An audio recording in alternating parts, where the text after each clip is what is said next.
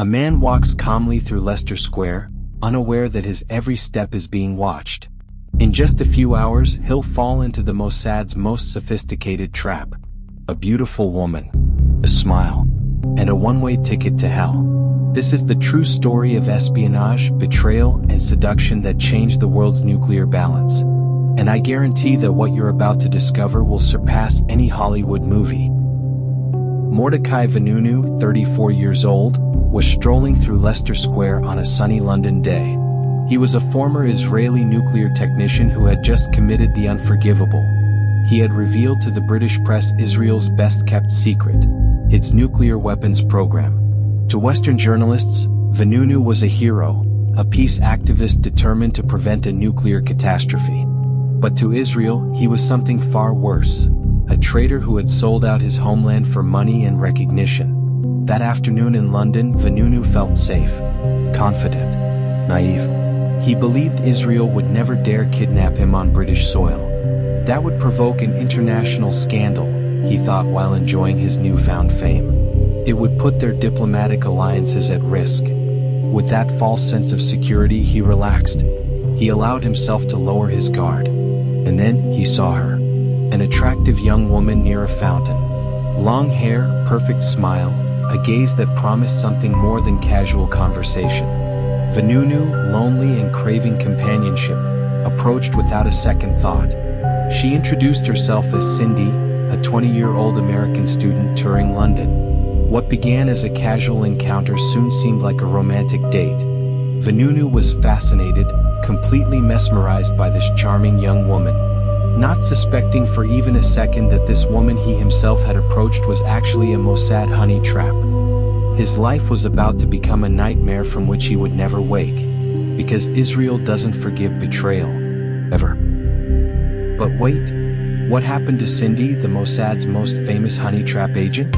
And what really happened to Vanunu, the man who dared defy one of the world's most lethal intelligence services? Stay until the end because this story has a twist that will leave you speechless.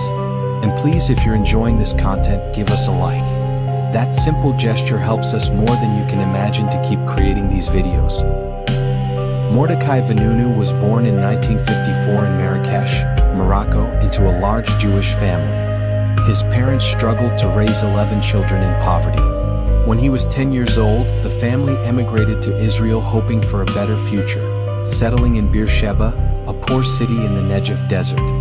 From a young age, Mordechai showed he was different, brilliant but rebellious. At school, he was considered a capable student, but he constantly questioned everything: religious norms, authority, traditions. He didn't want to be just an obedient son. He sought his own path regardless of the price. After completing his mandatory military service, where he fought in the devastating Yom Kippur War of 1973, he tried to enter university. But studies were expensive and his family couldn't help him. He needed to work. And so he arrived at the place that would seal his fate, the Negev Secret Nuclear Center, known worldwide as Dimona. Working there was prestigious, well-paid, almost a direct passport to the Israeli middle class. Employees enjoyed exceptional benefits and social respect. For a young man from a modest family like Vanunu, it was an incredible stroke of luck. He earned a salary his generation peers could only dream of. But along with the money came doubts. And the doubts turned into obsession. Vanunu saw what Israel was hiding from the world. Officially, the government proclaimed, "We don't have nuclear weapons. Israel is not a nuclear power." But behind the steel doors of Dimona's underground facility, Vanunu saw the truth with his own eyes. The work they were doing wasn't for civilian energy. It was to manufacture atomic bombs. And here begins the debate that divides historians to this day. What really motivated Vanunu? For some, he was a symbol of pure idealism. A man of principles who risked everything to reveal a dangerous truth the world needed to know. A whistleblower of conscience. For others, he was simply a resentful employee who, after losing his job, decided to get revenge by selling state secrets to the highest bidder. A traitor motivated by greed and bitterness. The truth, as always, is probably somewhere in between. In 1985, after 10 years of work, the nuclear center began a wave of layoffs. Vanunu was one of those affected. He received a standard severance package and a formal letter of thanks for his services. But for him, it was much more than a simple dismissal. It was a personal tragedy. He had lost not just his job, but his status, his identity, his future. And in that moment of vulnerability and resentment, a dangerous idea emerged in his mind. What he knew, and the 57 secret photographs he had clandestinely taken over the years inside the facilities, could have immense value. What really motivated him? Justice or revenge? Idealism or greed? Perhaps it was an explosive mixture of everything. A rebellious man with human weaknesses, seeking recognition, validation, and a better life. In late 1985, he took the step of no return. Smuggling out 57 compromising photographs, he decided to tell the world that Israel was manufacturing nuclear weapons in secret. For him, it was the moment of choice. The instant when the bridge behind him burned forever. Damona's secret would no longer remain a secret. And if you're wondering how the hell he managed to smuggle those photos out of one of the most heavily guarded facilities on the planet, subscribe to the channel because we regularly upload equally incredible stories about the world of espionage. Every subscription motivates us to dig deeper and bring you the best posable content. In late 1985, Mordechai Vanunu left the Dimona Nuclear Center. In his backpack, he carried something that could literally shake the world's geopolitical balance. 57 classified photographs of Israel's nuclear program. 4 months, he wandered like a ghost through Greece, Thailand, Nepal, and finally Australia.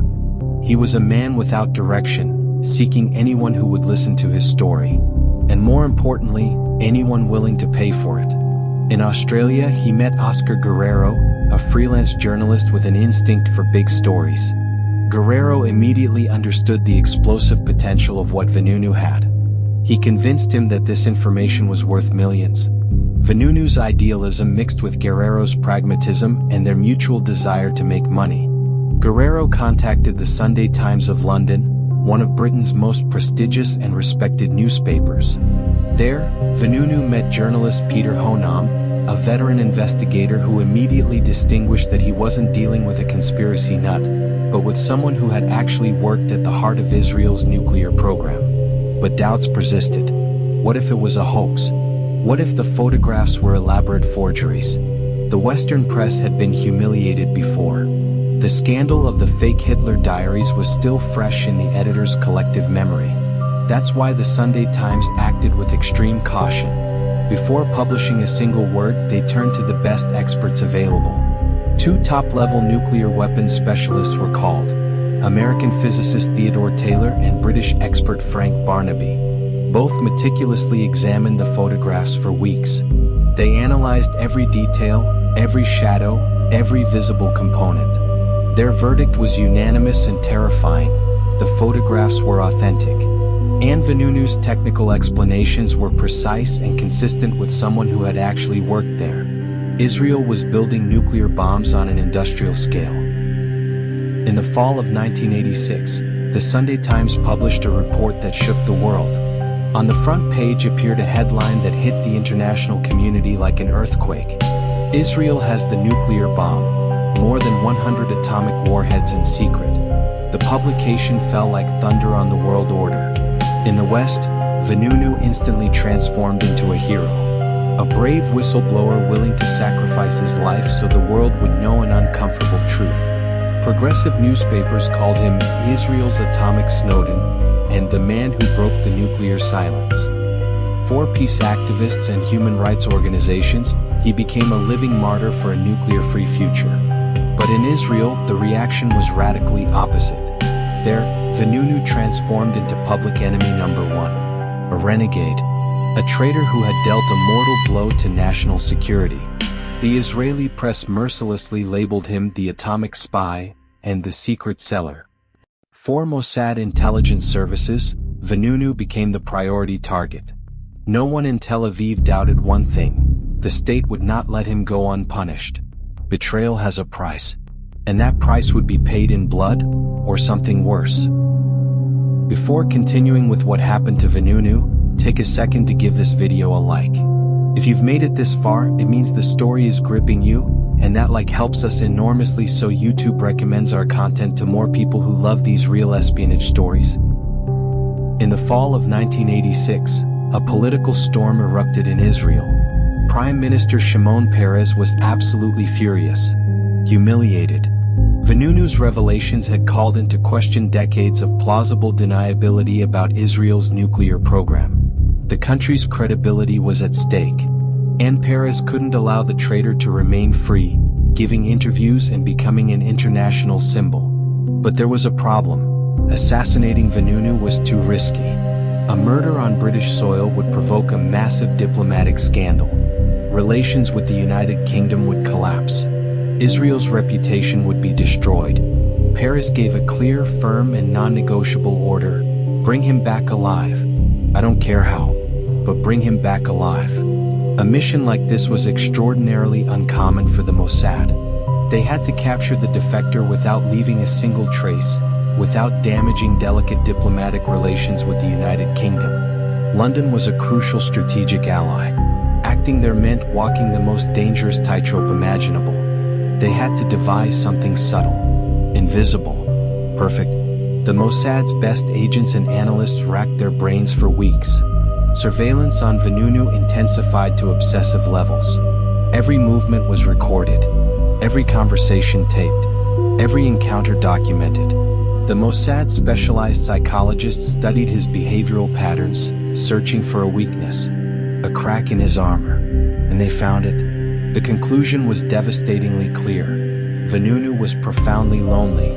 At 34 years old, estranged from his Israeli family who repudiated him, surrounded only by journalists who exploited him and strangers who looked at him with curiosity, Vanunu desperately craved female attention, real human connection, intimacy. That emotional vulnerability became the master key. The strategic decision was to implement a honey trap. A beautiful, charming, trained woman who would gain his trust, seduce his heart, and lead him willingly to the place where Mossad agents would be waiting. Thus began one of the most famous and sophisticated intelligence operations in modern history. But to execute it, they needed someone special. Not just any agent would do. They needed a young woman, physically attractive, psychologically prepared, and absolutely expert in the ancient art of seduction. The chosen one was Cheryl Hanin Bentov, known in Mossad files under the code name Cindy. But who was this mysterious woman who would become a human weapon in the hands of Israeli intelligence? The story of the woman who went down in history with the alias Cindy began far from the Middle East, in the suburban tranquility of the United States. Cheryl Hanin was born and raised in a comfortable Jewish family in Pennsylvania and Orlando, Florida. Her father, Stanley Hanin, was a successful businessman who had founded Alley Discount Tires, a chain of tire stores that gave the family a more than comfortable life. But Cheryl wasn't the typical privileged girl from a wealthy family. There was something different about her from adolescence. A search for purpose, for identity, for something bigger than American materialism. During high school, she made a decision that would change her life forever. She decided to try life in Israel. She spent a semester at the Alexander Muss Institute for Israel Education in Hod HaSharon, where she intensively studied Hebrew and Jewish history. That trip marked her profoundly. Something awakened in her. A visceral connection with Israel she couldn't rationally explain. In 1977, while her parents were going through a bitter divorce, Cheryl, following her rabbi's advice, returned to Israel for an intensive 3-month course with the World Zionist Organization. And there, in the desert heat and the intensity of Israeli culture, she made the most important decision of her life. Her future would be irrevocably linked to that country. At 17 years old, she permanently moved to Israel. She left behind Florida's comfort, her family's security, the American dream. And she embraced something more dangerous but infinitely more meaningful. After finishing high school in 1978, she enlisted in the Israel Defense Forces. She scored extraordinarily high on aptitude tests and was assigned to the Nahal unit, an elite formation that combined military service with kibbutz work. At Kibbutz Yad Hana, she met Ofer Bentov, a native Israeli and future military intelligence officer. They fell in love quickly. The chemistry was undeniable. They soon married in an intimate ceremony. That marriage, combined with her exceptional qualities, made her the perfect natural candidate for intelligence services. She had everything the Mossad was looking for: an IQ of 140, American background useful for Western operations cover, perfect command of English with native accent, and an almost fanatical dedication to Israel. Shortly after the wedding, she was summoned supposedly to the Prime Minister's office for a routine interview. In reality, it was the carefully orchestrated beginning of her recruitment into the Mossad. There she went through batteries of psychological tests designed to measure her mental resilience, her ability to keep secrets under extreme pressure, and her willingness to do literally anything for the mission. She passed them all with perfect scores. Then came 2 full years of intensive and brutal training at the Mossad's secret facilities. She learned to shoot with lethal precision, to handle speedboats in extreme conditions, to evade professional surveillance, to use state-of-the-art encrypted communication systems, martial arts, evasive vehicle handling, combat first aid. But the true core of her training was something completely different: the dark art of psychological influence and operational seduction. The book, Gideon's Spies: The Secret History of the Mossad by Gordon Thomas describes these training exercises in chilling detail. Mossad instructors could wake her in the middle of the night without warning and send her directly to a Tel Aviv nightclub. Her mission: identify a specific foreign tourist, approach without raising suspicion, seduce him using only her charm and psychology, take him to the very edge of physical intimacy, and then abruptly cut off the game at the hotel door and disappear into the night. All while veteran instructors watched from the shadows, evaluating every movement, every word, every gesture. The lesson was brutal but clear. She had to learn to lure a man into a honey trap, keep him emotionally hooked, and control him completely, without him suspecting for even a second that he was being manipulated.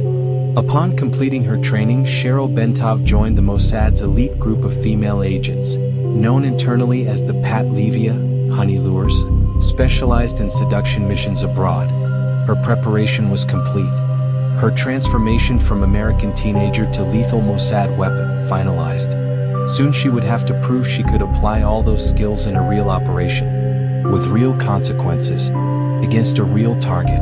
Cheryl Bentov was ready for the most important and dangerous mission of her life: the seduction and capture of Mordechai Vanunu. Are you realizing the complexity of this operation? If you're fascinated by these real espionage stories, subscribe to the channel and turn on notifications. Every week we upload similar content that will leave you speechless. We're a community that loves these stories, and your subscription helps us continue researching and producing quality content. Now let's get back to London, where the trap is about to close. London, September 1986.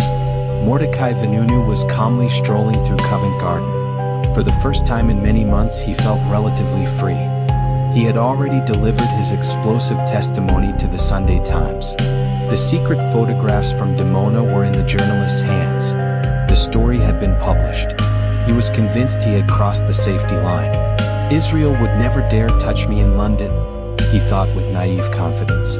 British soil, strict laws, the reputation of a respected democratic country. All of that protects me. A kidnapping would provoke a catastrophic diplomatic scandal for Tel Aviv. And just in that moment of false security, she appeared. A tall, slender woman with a way of walking that captured attention effortlessly. Fitted jeans. Simple but elegant blouse. But it was her face that truly captivated. Open smile, natural, direct gaze that conveyed genuine warmth. To Vanunu, she seemed like just an American tourist enjoying London. He approached first. That detail would be crucial later. He initiated the conversation. He made the first move. She introduced herself with perfect naturalness. "Hi, I'm Cindy, a student from Florida. I'm 20 years old and I'm taking a trip through Europe before going back to university." She spoke with an authentic American accent. Her laugh sounded genuine. Her gestures completely natural. Nothing in her behavior raised the slightest alarm. It seemed like a casual encounter, almost a gift from fate. They had coffee at a nearby cafe. The conversation flowed with surprising ease.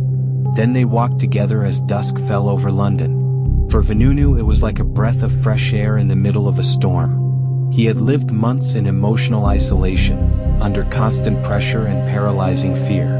Surrounded only by journalists who saw him as a story and strangers who looked at him with morbid curiosity. No one saw him as a person, only as the nuclear traitor, the whistleblower, the news story. But with Cindy, he suddenly felt seen, heard, valued as a human being. She listened to him with genuine attention. She asked simple questions about his life, his dreams, his fears. She seemed truly interested in him as a person, not as a journalistic source. In the midst of his devastating loneliness, that human closeness seemed extraordinary to him, almost miraculous. They met again, and again, and again. Walks through London parks, conversations in cozy cafes, jokes that made them laugh, fleeting touches of hands that never crossed the appropriate boundary. Vanunu began to believe that finally, after all the chaos, he had found someone who truly understood him, who saw him as a man, not as traitor or hero. Just as Mordechai. He was 34 years old. He was profoundly lonely. And this beautiful young American woman's attention dispelled all his doubts and fears. But there was something perfectly calculated in Cindy's behavior. Every time Vanunu tried to get physically closer, she gently rejected him. Not in a brusque way that would push him away, but with delicacy that kept hope alive. "Not here," she would say with a promising smile. "Not yet. I don't know you well enough yet." She made him feel that everything was possible, that intimacy was near, but not there, not at that moment. The psychological technique worked perfectly. The more she pulled away emotionally, the more he desired her. It was the basic principle of seduction. Always keep the target slightly out of reach, close enough to maintain hope, far enough to intensify desire. Vanunu clung with growing desperation, anxiously waiting for the moment when she would finally let him fully enter her world. And then Cindy played the master card. One day, as they walked along the Thames at sunset, she casually mentioned her sister in Rome. "You know," she said in a soft voice, "my sister has a beautiful apartment in Rome, away from all this noise. No reporters, no curious stares, just you and me. What do you think if we visit her? There we can really be together, truly, without interruptions." In her voice was an unmistakable promise of romance. Exactly what Vanunu desperately needed to hear. He barely hesitated for a second. He was completely enchanted, emotionally hooked, and he saw not a single reason to be suspicious. After all, he had approached her first. She had been reluctant at first. The entire development seemed completely natural, organic, real. On September 30th, 1986, they flew together to Rome. Vanunu dreamed of meeting Cindy's sister, of deepening their romance, of finally finding some peace and happiness after months of chaos. A taxi took them through Rome's ancient streets to an apartment in the historic district. A beautiful building with stone walls and green-shuttered windows. Cindy opened the door with a key. They entered the apartment. Everything seemed normal, even welcoming. And then the door slammed shut behind them. Three men instantly emerged from the adjoining room. In 1 second, they reduced him to the floor with professional violence. One of them plunged a hypodermic needle into his shoulder. Vanunu felt the powerful sedative invade his bloodstream. His body was rapidly going numb. His fingers stopped responding. His vision clouded as if he were falling into a dark well. The last thing he saw before losing consciousness completely was Cindy's blurred silhouette, standing in the doorway, watching him coldly without a trace of emotion on her face. The romance had been a lie. Every smile, every caress, every promise, a perfectly executed performance. What followed was a logistical nightmare of military precision. Tied firmly to a stretcher, they carried him to an ambulance waiting in the street with its lights off. The siren began to sound as the vehicle raced at top speed toward the Italian coast. There, at an isolated dock, they loaded him onto a Mossad speedboat that cut through the Mediterranean waves at full throttle. The boat navigated for hours until meeting an Israeli Navy vessel, the INS Noga, waiting in international waters. The Noga's crew had been completely isolated. No one could see the prisoner. The operation was absolutely secret. Vanunu was locked in a sealed cabin, under constant armed guard. They gave him minimal water and food. No one spoke to him. Only silence and the hypnotic sound of the waves. A few days later, the Noga silently crossed into Israeli territorial waters. Mordechai Vanunu, the man who revealed Israel's best-kept nuclear secret, was returning to his country. Not as the hero some thought he was, but as the traitor Israel was determined to punish with maximum severity. He had believed he found love amid the chaos of his life. Instead of romance, he had voluntarily fallen into the most sophisticated trap the Mossad had ever designed. Cindy, the charming tourist student, was actually Agent Cheryl Hanin Bentov, trained for 2 years to execute exactly this mission. And Vanunu never saw the trap coming. Not for a second. Because when we're desperately lonely and someone offers us exactly what we need, our judgment completely disappears. If this story is leaving you speechless, give it a like and share it with someone who loves these real spy stories. Every interaction helps us create more content like this. And believe me, what's coming next is even more shocking. This case of Vanunu and Cindy was just one of many in which the Mossad used honey traps to neutralize its targets. But in the history of modern espionage, it became the most famous, the most documented, the most perfectly executed. But what exactly is a honey trap? In the intelligence world, there has always been room for deception, psychological pressure, and emotional manipulation. But the Mossad perfected the art of operational seduction until it became an exact science. They understood something fundamental about human nature. An attractive woman can access places where a man would immediately raise suspicion. A genuine smile, a soft laugh, a subtle hint of romance, and the most professional guard falls like a house of cards. It's no coincidence that former Mossad director Meir Amit said in a revealing interview, "The history of modern intelligence is full of examples of women who use sex for the good of their country. In certain specific situations, no technological device or traditional recruitment method was as effective as authentic feminine charm." A brutal but honest confession about how intelligence services really operate. In Cheryl Bentov's case, better known as Cindy, the official Mossad version maintains that her relationship with Vanunu never went beyond superficial flirtation and some calculated kisses. Nothing more intimate than that. But those who knew her closely seriously doubted. The reality, Mossad veterans whisper, is that if the mission had required it, Bentov would have gone much further without hesitating for a second. Because every female agent who enters the Mossad takes a solemn oath to do absolutely everything necessary for the mission. Anything. Without personal moral limits. The country comes first. Always. And in the brutal world of international espionage, that everything means exactly what it sounds like. After his dramatic kidnapping in Rome, Mordechai Vanunu faced a completely secret trial in Jerusalem. The process was conducted behind closed doors. No journalists. No international observers. No transparency whatsoever. The Israeli and international public didn't know the evidence presented, didn't hear the testimonies, didn't see the classified documents. Everything remained hidden behind the impenetrable veil of national security. The sentence was devastating, 18 years in prison for treason and espionage. But what came after was worse than the sentence itself. Much worse. Of those 18 years, Vanunu spent 11 full years in total isolation. 11 years. Locked in a tiny 2-by-3-meter cell. No windows. No natural light. No meaningful human contact. Only 1 hour a day could he go out to a small interior courtyard to see the sky. The rest of the time, nothing but concrete walls and absolute silence. Psychologists know that prolonged isolation destroys the human mind. It produces hallucinations, paranoia, severe depression, depersonalization. It's considered a form of torture by the United Nations. Vanunu conducted multiple hunger strikes in protest. He filed dozens of formal complaints. His name became a symbol of international human rights campaigns. Amnesty International adopted him as a prisoner of conscience.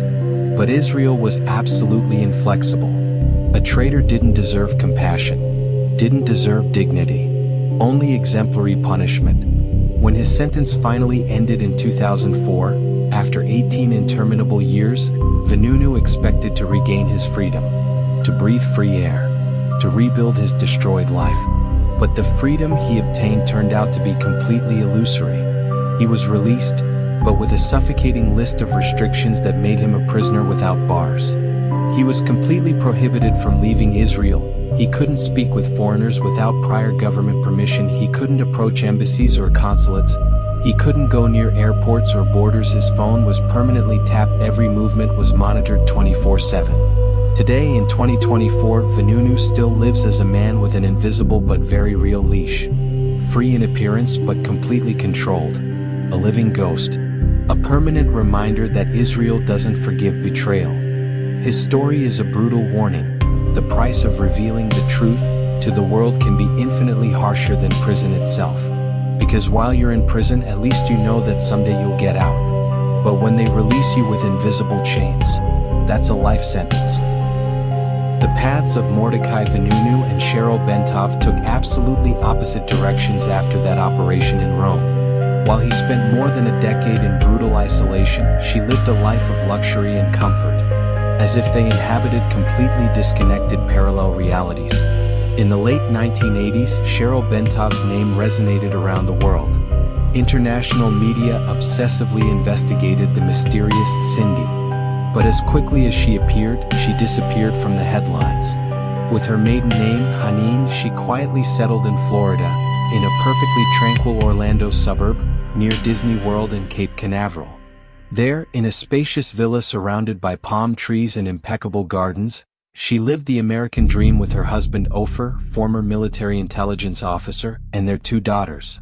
Mornings were relaxed, long breakfasts with friends, walks through the safe neighborhood, swimming in a luxury pool in the backyard. In the afternoons, she drove her red convertible to her official job, timeshare property salesperson for Jewish retirees seeking retirement under Florida's warm sun. Everything seemed perfect, an idyllic image, the personification of the American dream. To well-meaning neighbors, the Bentovs were an exemplary family. They regularly attended the Jewish community center. They sent their daughters to the best private schools. They celebrated all holidays with the community. They were kind, polite, completely normal. But their life was substantially more comfortable than Cheryl's job could justify. Cheryl's father, Stanley Haneen, had sold his tire company for $32 million before retiring to sail the world in a luxury yacht.